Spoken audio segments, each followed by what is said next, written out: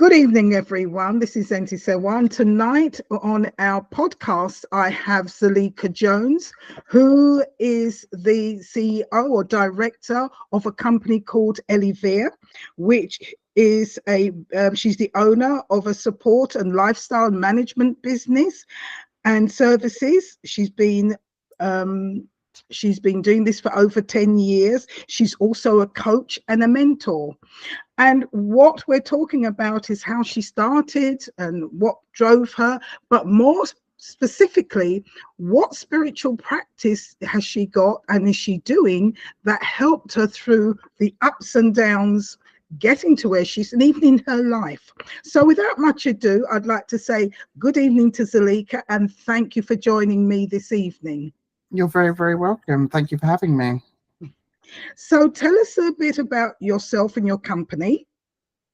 Okay, so yes, I'm Zelica. I've been running Elevare for just over 10 years now. So it's a business support and lifestyle management company. So we support smaller to medium-sized businesses with those back office functions that they no longer have the time to do in their business, but they're not quite at a stage where they want to start building a in-house team, or they don't need to, but they need to let go of doing certain things in their business, or they need experts to come into their business to help them to provide the knowledge that they don't have. So, we support in, an executive assistants, HR, marketing, project management, finance, accounting, and then also we do lifestyle management. So outside of their business, they're probably still busy and, they don't have enough time to be able to organize everything because they're building these wonderful businesses or, forging amazing careers. And so,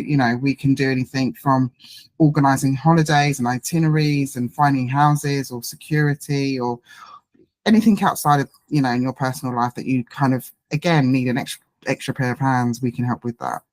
Oh, wonderful. It seems you've got your hands quite full.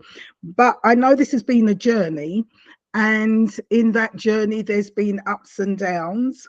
Can you tell me what spiritual practice do you have? I'm a Buddhist, and I became a Buddhist maybe 2 years before I started my business. So I was, well into my practice by that time. Okay.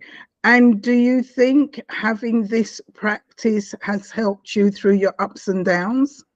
Oh, like 100%. The first 18 months of my business was tough. And as much as I thought I was taking action, in hindsight, I was taking the complete wrong action, but I felt like I was taking action. But I just had to have faith, because the more I was doing it, the more I knew it really was what I wanted to do. And of course, there was those moments that I'd wake up and I'd sit on the edge of my bed and just think, oh, just go and get a job. And it was probably, ego. And I was made redundant, so I always go above and beyond. Wherever I've worked, I've started early, I've worked late, I've gone on weekends, so it hurt that they didn't want me. So I just thought, if I'm going to do all of that work, I'm going to do it for myself. So it was just those kind of thoughts that would consume me, that I just thought I would never go back to having to ask somebody if I can have time off to go on holiday, or my son's not well, or my daughter, I have to ask permission.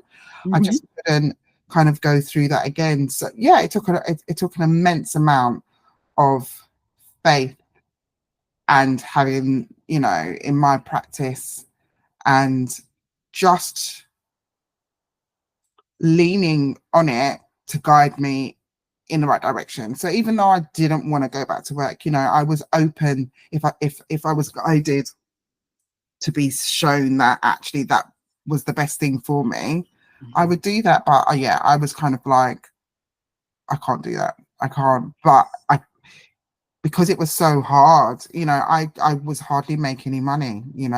All I ever wanted to do was make enough money to you know, feed the kids and pay the mortgage and maybe some, you know, Yeah. buy a few shoes and handbags along the way. And it just wasn't the case. And it was really, really, really hard. And so, yeah, if I didn't have my faith, I didn't have my practice, I just don't know how I would have got through it. And it was, you know, and it's easy when you feel like you've got a bit of a crew. So, you know, going to Buddhist meetings and going to temple and doing these things, you know, kind of probably pulled me over the line when I didn't feel, I wasn't feeling it myself. And, Yeah. you know, speaking to, you know, getting guidance from like Buddhist leaders and kind of going, this is what I'm going through. And then, you know, kind of sending me back to my Lotus Sutra, you know, read this sutra, you know, read that, and you got to remember this, and you got to, and you know, and it's kind of like, yeah. So yeah, I feel like had I not had the practice, the people, my mum, my brother, my grandfather, my cousin, who was also in the practice, kind of bring me back to the practice, you know, even in those dark, very sometimes dark times, excuse me, and just kind of being that support. Excuse me, one moment.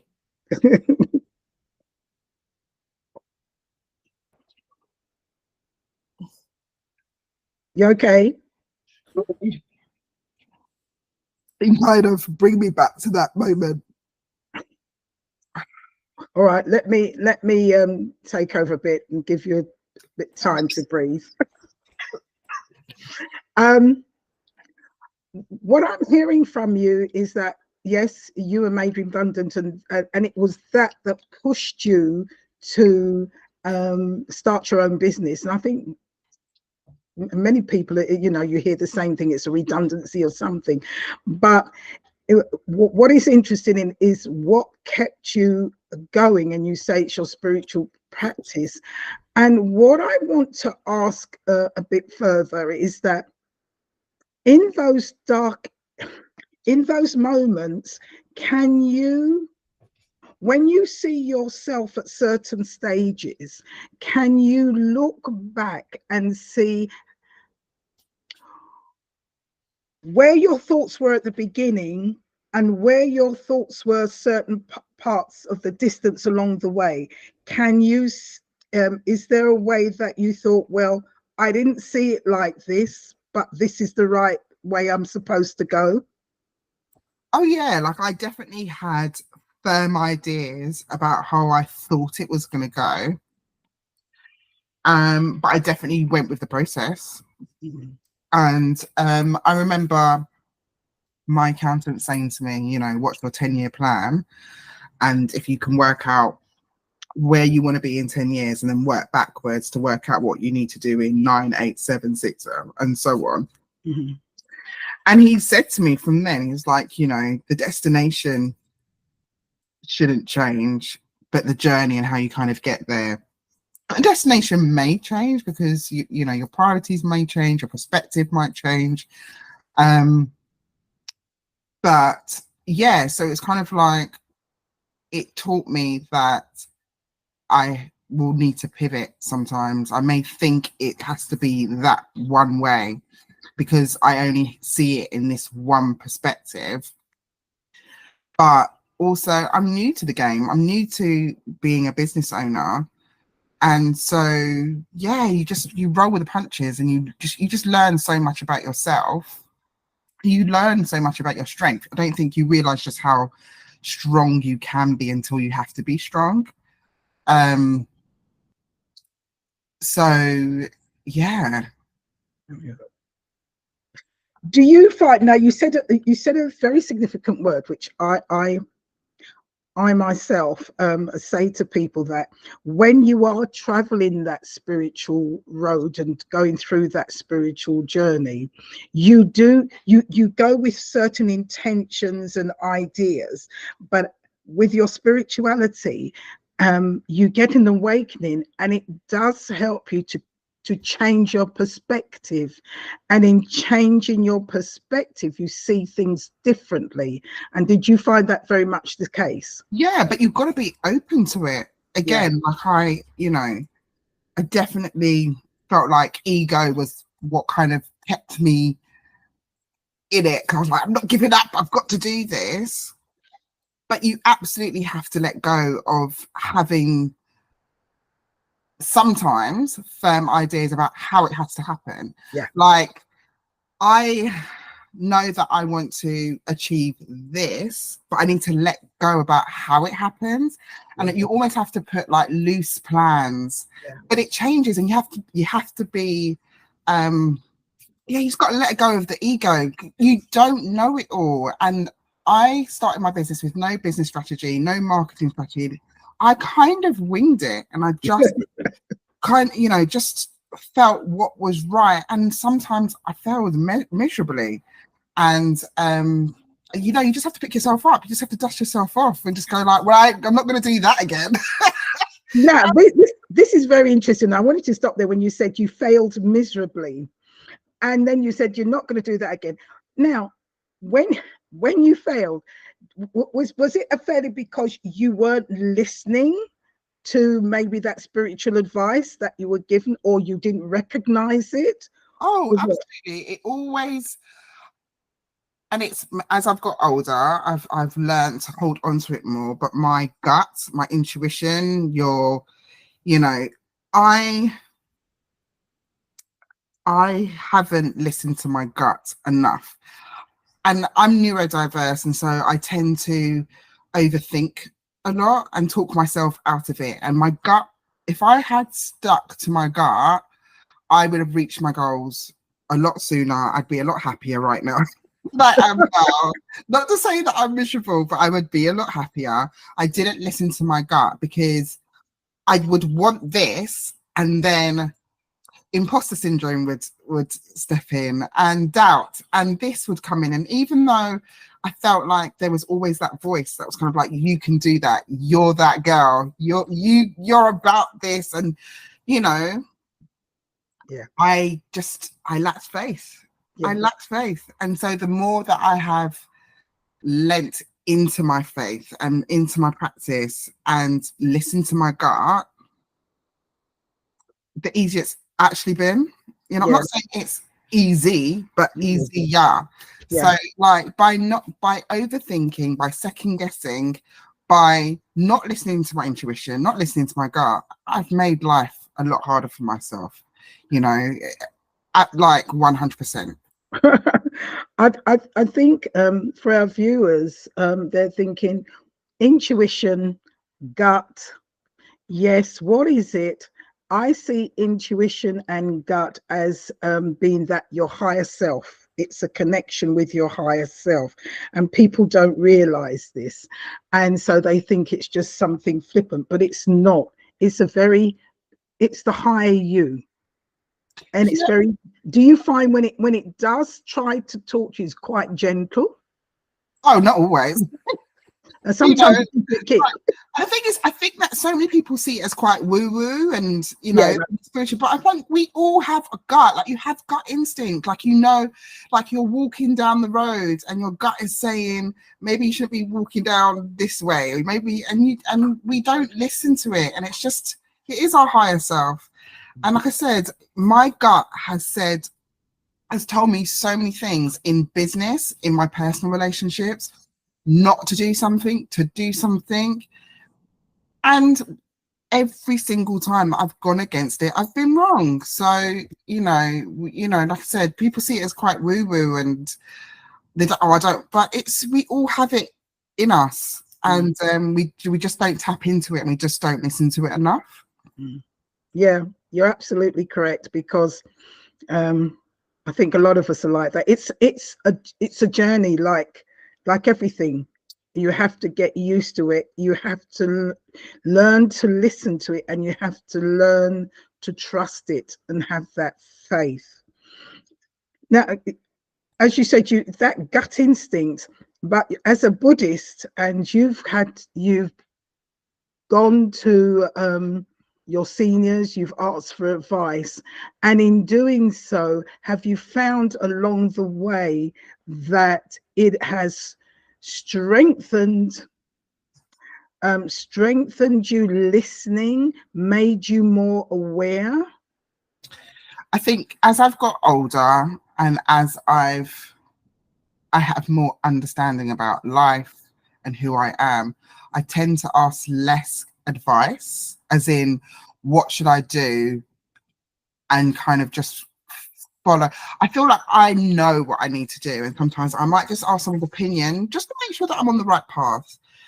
But even with my practice, it's like, if I ever am unsure, what I do a lot is ask for signs. Like, I just need a sign. I just need that I'm going along the right direction. I'm going in the right direction, or this is not what I'm supposed to do. But I just feel like I always have a gut instinct, whether it's right or wrong. And unless I'm 100% on it, I'll chance on it. I will pray on it. And just to make sure, because who wants to go a million miles down in the wrong direction, So I definitely, but yeah, I try to ask other people's opinions less and trust my own instinct and my own. And even when they do give their advice or they do give their opinion, I try not to get swayed by it. It's almost just another voice. It's just kind of like, okay, all right, I hear you, because I use it as a different perspective of maybe a different way I haven't looked at it. A different sounding board. As a sounding board. I don't take it as gospel. I don't take it as like a Bible that you have to live by other people's opinion. It's like, maybe I need to take a little step back and look at it from a different perspective, and by having these conversations, but you have to have the conversations with the right people as well. So it's not everybody have the conversation with, because they're in the wrong direction. Opinion. Yeah. So I'm very my discernment has had to become sharper about who I speak to what with. Yeah. It's not everybody that you can speak about. There's very surface things that you can talk to a stranger at the bus stop or whatever it is, but I wouldn't ask her what I should be doing in my business, or what's your, or what I should be doing in my personal relationships or whatever it is. Now, let me stop you there. Have you found that, looking back from when you started and the journey you've taken, and it's very interesting when you said it's not everybody, and you're very picky who you ask for certain things, because not everybody is qualified. And I use that term cautiously. It's not having the qualification, but there, as you say, there's certain people you will ask because of their intellect and the way they think. Have you found that your journey at the big, when you're younger, with your practice, has again sharpened your perspective on who to ask and what to say along that road to help you? Because yes, we do need, because I find that myself, you do need to ask certain people, but you pick the people, but you've had to learn who to pick, and you've had to learn through that. Have you found that from your younger day to now, your practice has helped you to understand who to ask and what to say, and strengthen that within you, to give you that faith within yourself, and also brought the right people around you to help? That's a really interesting question, actually, because I've never thought about it as is in terms of if my practice has done it. I definitely am someone who wears my heart on my sleeve. I'm very honest to a fault, very direct. If my mouth doesn't say it, my face will. So I didn't necessarily see it as my practice, but I mean, it might well be. I think that having gone through life and having gone through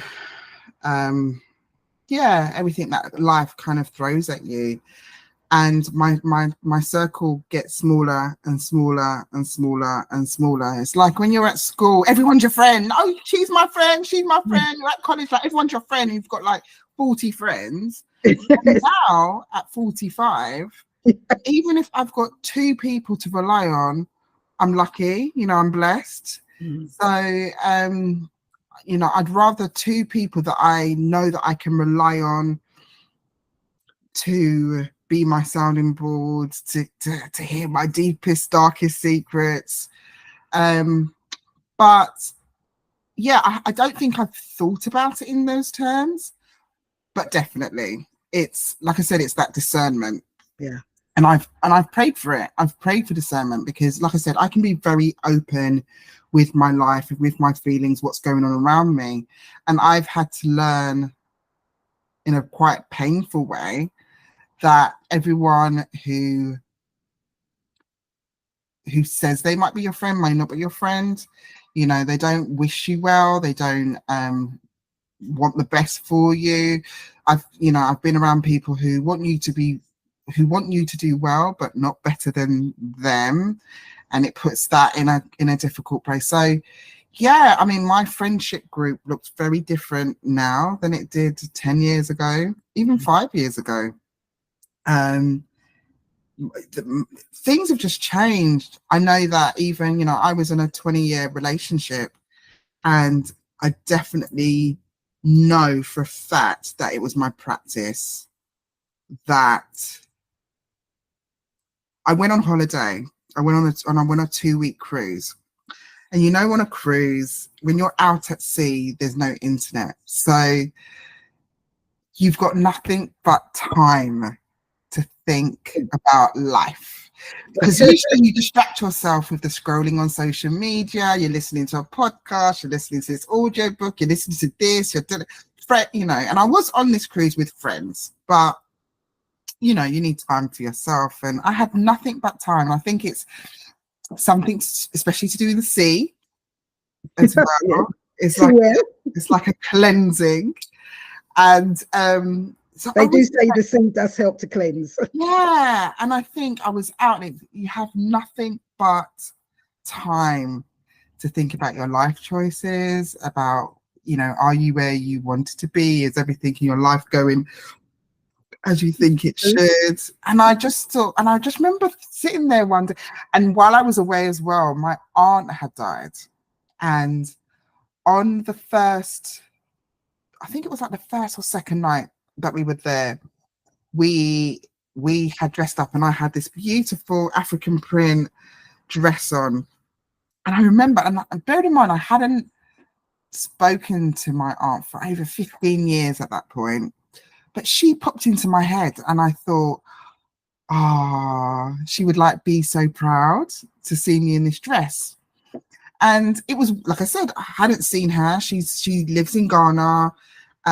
She'd become ill, so you know, I hadn't spoken to her, hadn't seen her in years. It was so weird that she had popped into my head. So that was maybe, I think that was like yeah, it was the day she died, but I didn't know that. So you know, it just being by the sea and all these things, it just, you know, it just really made me think about life. So, you know, I was on this boat thinking about life. My aunt has died. Life is short. You know, life changes just like that. Yeah. And then I thought, this person, my partner, like I didn't even like him. You know, I have love for him. We grew up together. You know, I was 20 when we got together. He was 21. We met at university. You know, my daughter was probably like 10, 11 months at the time. You know, he took on my daughter. He helped me raise her. And then we had our son 10 years later. But I just thought, if I met this person today, I wouldn't date him. Actually, we don't share the same morals, we don't share the same standards, we don't share the same value. Yeah, you know, And so when I got back, I was like, I'm done. I'm finished. And we had a habit of doing this thing of getting back together and breaking up and getting back together and getting. So he did say when we broke up, he did say to me 6 months later, he was like, "Oh, I thought we were just going to get back together like we usually do." But I was done. I was. When you're done, you're done. Done. It's part Aquarius. It's part ADHD. But when I love hard and I'm in it hard and I'm ride or die and I will do whatever I need to do for my friends, my family, I'm there. But when I'm done, I'm done. And my cut-off game is elite. Like out of sight, out of mind. It's like you never existed. But I think that I just was at a point where I was strong in who I was and what I deserved and what I needed, and it wasn't being met. He was not loving me in the way that I needed to be loved. He was not giving me what I needed as a human being. You know, I didn't believe he was bringing value to my life, my children's life. I didn't want this to be an example to my son of what a man is and does and acts like and protects and provides for his family. I didn't want my daughter to think this is how men treat you and it's okay, you know. Let me stop you there. And do you in the time you were at sea, were you really it's as you say, there was no internet, another way. So was it a time when you were deep in your practice, chanting, looking, realizations? Was this part that you? I did a lot of meditation, to be honest. So I can, because of my ADHD, I can find it hard to pray and chant for long periods of time. But being out at sea allows you just to be quiet, Be still.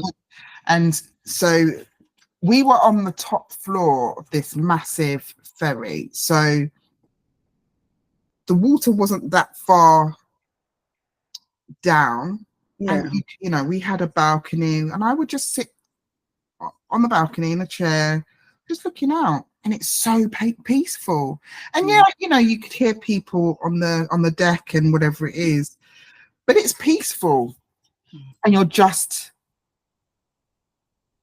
with your thoughts, and you, like I said, you have nothing, like there's no distractions of the social media and the this and the that, you know. So, and everyone's got their room and everyone's, you know, doing their own thing or whatever it is. And so just sitting and just being. So I probably did quite a bit of meditation. Yeah. So you were doing, you see, there's so many different types of things, and this is why I say to people, it really doesn't matter what you do as long as you're doing some kind of spiritual work. And as you say, you're a Buddhist, fair enough, but there's Buddhism, when you chant, is sound meditation. So when you were on the boat just sitting and looking at that sea and just being still, you were doing another type of meditation. And connecting with your higher self and probably asking questions, looking at things. But yeah, I mean, even I was sharing a cabin. So it was a friend of mine's 50th birthday, and I didn't really know anybody else. And so I suppose it was cheaper to share with other people. So anybody else, one, you know, we could share. So I was basically sharing with somebody who I didn't know. And my friend was, he admitted afterwards, he was like, "Oh God, I felt so bad putting you with her because I know what she can be like." And it was tough sharing it with her. You know, she was grieving. She was difficult. But I believe it was my practice that allowed me to deal with her, you know, things like that. You know, I believe that my practice has allowed me to deal with a lot of people and a lot of situations. Had I not had my practice, had my practice and be able to like dig deep into that, I wouldn't be able to deal with. If you can imagine, in business, you come across so many different characters where I know old me, pre-Buddhist me, probably would have been like, don't talk to me like that. I just have so much more understanding. I have so much more compassion, sometimes way too much. I need to have more compassion for myself. I'm still working on that. But I can see how my practice has completely chilled me out. Like I said, just had a bit of understanding, and sometimes you don't always have to react in situations that, even when people kind of bite at you, or it's not about you, it's about them, it's what they may be going through. We've all been through it, right? We've woken up on the wrong side of the bed, feeling a bit tired, we're a bit snappy, whatever it is. And as long as I know that I haven't done anything to you, I'm not going to take it on, and I'm not going to react just because you snap. I'm not going to then snap. I just kind of leave it. So I definitely know there's lots of different situations in my personal life, with friends, with in business, that has my spirituality and my practice has allowed me just for a moment to pause, like, don't react, even think about it. I was very, very angry and about life, and I now have developed the emotional intelligence to know that sometimes in those moments I cannot communicate effectively. So I need to take a step back, think about it. Sometimes I get an email from a client and it's just rude. But I'm saying, step away from the computer, step away from the computer, and just go and do something else, come back and reread it, or do like that situation. So yeah, like, my practice helps me in various areas of my life. When I've had to go to a meeting at my children's school, I pray and chant that I'm going to keep my cool no matter how they try and poke the bear, that I'm going to just, keep my composure. And also, I chant all the time that, when I go to this meeting, this person's going to be open to what I have to say. Or, there's so many different situations. Like, I chant in it. And, I chant everywhere. Like, I chant at my desk, I chant in the shower, I chant walking down the road. Sometimes you just feel it in your chest that you don't feel quite right. You might feel a little bit anxious, a little bit off. I just start chanting, and to kind of understand why I'm feeling like this. Instead of like going down into like a bit of a rabbit hole and just being so worried about why this is, just kind of like, okay, well, show me what's going on, yeah. I know, looking at what you said earlier on with your business, it's been a step to add different things along the way and make different decisions. What's the hardest decision that you've probably had to make in your business that you feel that your spiritual practice has really helped you to overcome or to take? Running a business is not for the faint-hearted. Right. And that's why, like, in my 10-year journey, I've seen lots of people come and go. I've seen people come in being a coach, and then now they're selling this, and then now it's something like, it's not easy. And, and I don't think there's anything wrong saying, do you know what, business life is not for me, and going and getting a job. I don't see it as failure. You're doing what you need to do for you. And there would be many, many, many, many, many situations that I probably could have given up. I've had clients who've gone bust. I've got clients that haven't paid. I have had clients disappear, you know, and there's times when I've had no money, and I've got a team and they have to be paid regardless of who has paid me or who hasn't paid me. So it has meant that I've had to, you know, I've had moments where I've had clients owe me, you know, over £10,000, but my staff have been paid and I've had to pay all these other things. But it meant that I've had no money. And, you know, I have had to lean into my practice, lean into that faith to keep going. Don't give up. Don't give up.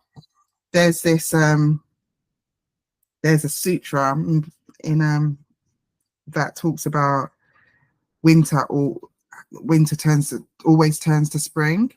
Yeah. And that's my go-to. It's kind of like, you know, it can't always be dark. It has to become daylight at some point, you know. And there's another sutra, you know, it takes 12 days to get to this particular location. And if you only go for 11, then you'll never get to see the sunrise in this particular location. So it's just always, and those are the ones that always speak out to me. Keep on going. You have to keep on going. And sometimes you see when it feels particularly tough, when you feel particularly broken. Oh my God, that is just before the breakthrough, you know. And even when, even in my practice, you know, you're taught that when you start chanting, it can be scary because you feel like everything's getting worse, and you're just like, never mind, it's fine, it's okay, you know, I'll just leave it because this is not what I asked for. But it also needs to be shaken up. It's like the sediment in the water, and you've got to shake it up to clear it. And yeah, it does feel really murky and icky and horrible, but you almost have to go through it. It's like when you're polishing a mirror and you spray the polish and you start wiping, you can't see yourself. It's all milky and it's all you, but you have to keep on going and keep on rubbing and keep on running. And then all of a sudden it's like, oh, it's like sparkling and shiny, but you had to keep on going. So had you sprayed it and gone, oh, it looks worse, oh, do you know what, I'm going to just leave it, well, you're just left in all that, you know, madness. But you had to persevere. That perseverance, and it's not easy. And people will say to you, oh, just it's really, really hard to just anything, you know. And you almost need something. And you know, I'm really, I don't know if luck is the word, you know, I'm particularly, I benefit from the fact that I have a Buddhist family. I have people who get it. I have friends and family, and some people who are not even my friend like that. They might be just social media friends who keep me going, who, you know, who see my, like, I've got people who I've never met who always like my posts, always comment on my posts, like my cheerleaders. And it's kind of like, but I believe my practice has drawn those people to me. I don't feel like it's by accident. I feel like it's by design, and you haven't always known, you know, like the people that I've met in my life. I was supposed to go to my son's school yesterday for like an information evening, and I also had an invite to go to an event. Now, usually, you know, it's no contest. I'm going to my son's school. I've got to find out. But yesterday, I was just feeling like I had to go to this event. And again, I listened to my gut. I wouldn't have listened to my gut before. I would have thought, no, the right thing to do is to go to my son's school because I'm his mother and that's my son and I've got to. But then I just took a step back and I just thought, I'm not being funny. You know, I'm friends with lots of parents at that school. Somebody can take me some notes. Can someone pick me up an extra pack of whatever they handed out to you? Can someone give me some notes about what they said? You know, and I went to this event and I met so many amazing women and connected with people that I needed to and heard. And sometimes you go to these things and you just needed to hear that one thing, that one line, and it makes it all worth it. And also, I invited a friend to come with me to this event. Now, because she's my friend, I just see her as really confident and really, I didn't realize like networking and talking to people and introducing herself literally gives her the heebie-jeebies. And I was like, what? But you're so, and then I had to take a step back. And I was like, people said it about me, you know, and I've only got comfortable with it because I've been doing it. And she's not been doing, I was like, yeah, so I'm going to drag you to as many places. But again, I would never have known that had I not gone to this event, you know. And I met another girl and she's super confident. And I was like, everyone needs a friend like you. You're that friend that is going to remind you, your friend, who the hell they are. And she was like, that's me. You know, she'll be the one sending you the voice note in the morning going, you can do this. You're amazing. Get up. So it's actually listening to that higher self and that gut and learning through the years to listen to it and pay attention that you can see the benefit that, as you said, you will have generally gone to the school. That's where your heart is. That's where you would have felt guilty not going, but you listened to the gut and you overrode that feeling, and it paid off. Because all I was thinking is that my son comes first, my son comes first, my son comes, you know, his education. And it was kind of like, there's plenty ways to skin a cat. You know, you not going to this meeting is not you not putting your son first. You know, you got school fees to pay. How do you pay them? Through your business, through networking. That actually, it was a very generic meeting at my son's school. It's an information evening about what's happening this year. He's in his GCSE year. They're going to be giving us dates about when this exam is and when this revision is and what. I didn't need to be there to hear that information. That's going to be in a book somewhere. They're going to send an email. Like one of the parents, like they said, they're going to, for anyone who missed the meeting, they're going to send out an email. But I made, in that moment, I made my son my center when not putting him front and center in that situation doesn't make me a bad mother. No. Actually, I need to be front and center. Being a mother is just one of my jobs. It's one, and this is my other job. And last night I needed to do my other job because that was fine.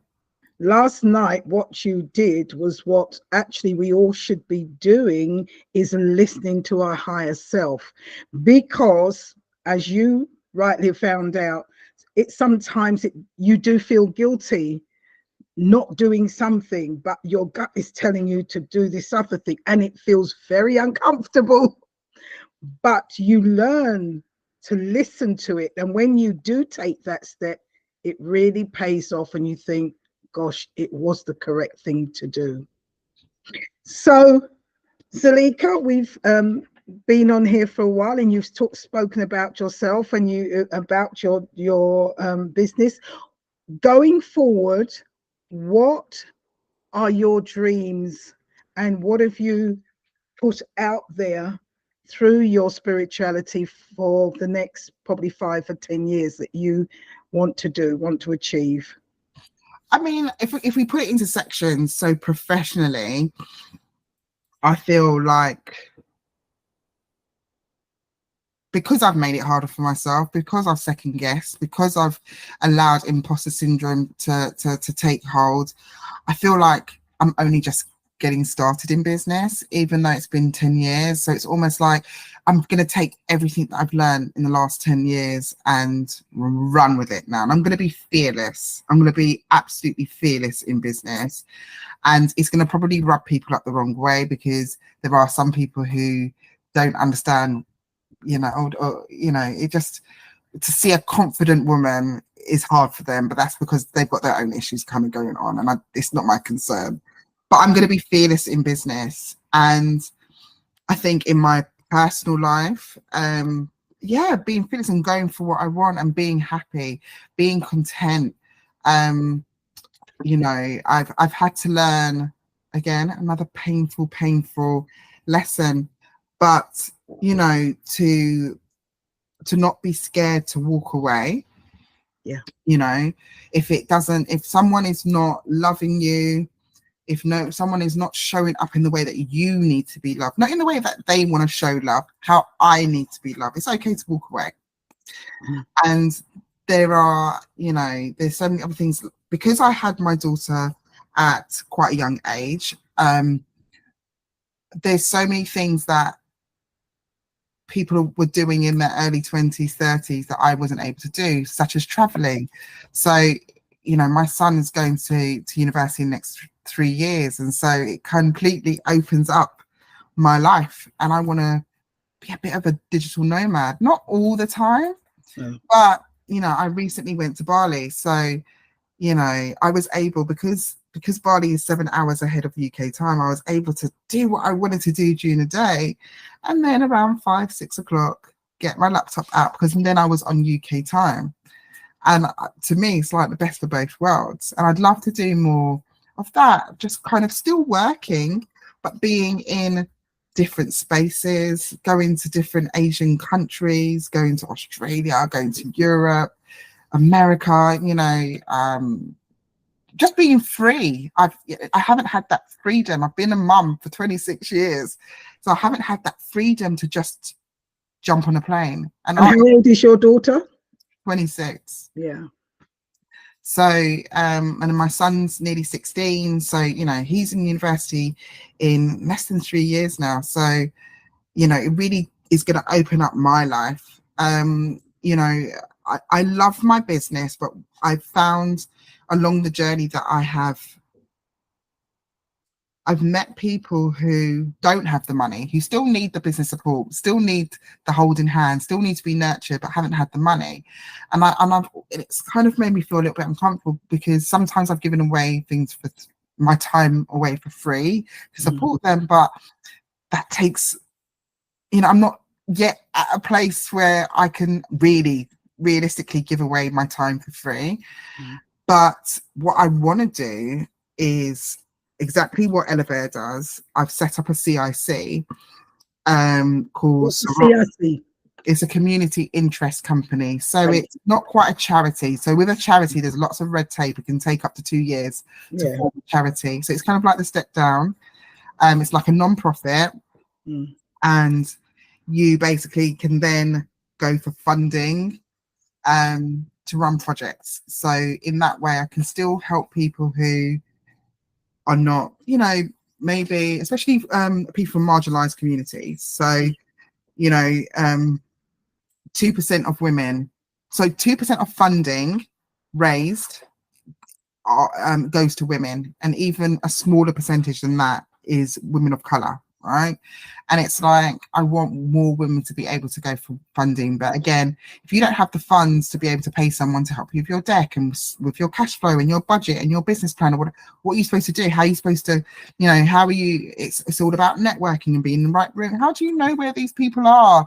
You know, if you don't, you know, so I want to do more things to help people who aren't 6, 7, 8 figure business. Maybe they're, you know, only like a 4-figure business, or they've been out of work because they've been a mum raising kids, and that, you know, they need their skill set being improved. So I want to do more things like that. I definitely want to do more coaching and mentoring. Again, I'm lucky, blessed, however you want to see it, to have a really solid circle. I've got people around me who are my cheerleaders. Not everyone has that village. Not everyone has that support. So then what happens to them? You know, and I want to be able to have something that they can tap into, someone that can be their village, that can be their cheerleader, who can introduce them to the right rooms and the right people. So yeah, so I definitely want to get Elevare up to a certain level. Like I said, I want to be fearless. I just want to go with it now. It's like no messing about. But then on the flip side, I just want to be able to help people in a way that doesn't take away from me as well, because, you know, if I'm giving away for free won't pay my bills, and, you know, I can't tell my mortgage company, yeah, but I I was giving stuff away for free, so I haven't been paid. And Well, you know what they say, you've got to have your cup in such a way that it's overflowing, so that what before overflows you can give. then the overflow you can So, give. But yeah. I had a relatively empty cup, still trying to give away. So And this you had to learn through your spirituality. oh yeah. Again, it's intuition and Gut, gut, yeah, and part also of the journey. it's there's like a healing process as well, because I feel like when you come from a place where you feel like you've had to do things alone, you have this burning desire to make sure nobody else feels alone. Yeah. But you almost need to, like when you're in the airplane, they tell you got to put your mask on One first first, yeah. for you. I feel like Yeah. it's that. Like, I'm not overflowing, so I always need to do for me first. And if there's excess, then that goes to other people. So yeah, it's I'm definitely doing, still listening to my gut and my intuition. I'm still learning that it's okay to put myself first. It's not selfish.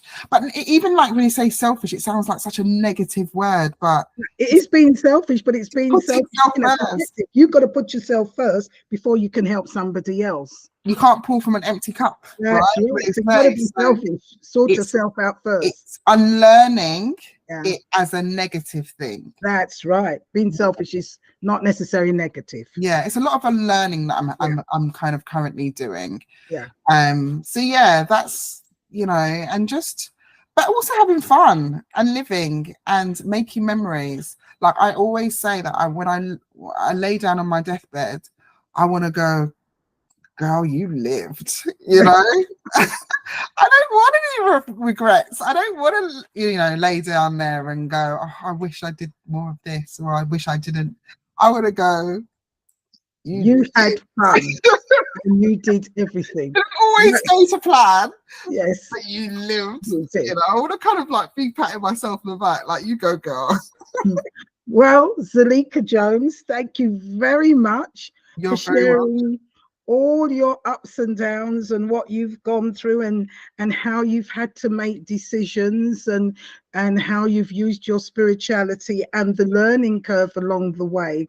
And even now at this stage, it's because of what you've learned that you now feel more confident and now you're going for it. And it is a journey, because some people feel it's something that should happen instantly. It's not. And it depends on us. And you've had challenges, as you say, with ADHD and, different things, and you've kept going. You've kept going. So Zelica, thank you very much for your time. And for everybody who's been listening, I hope you've enjoyed this podcast, and I hope it shone a light on things in your own life. So for now, bye for now. Thank you for joining us.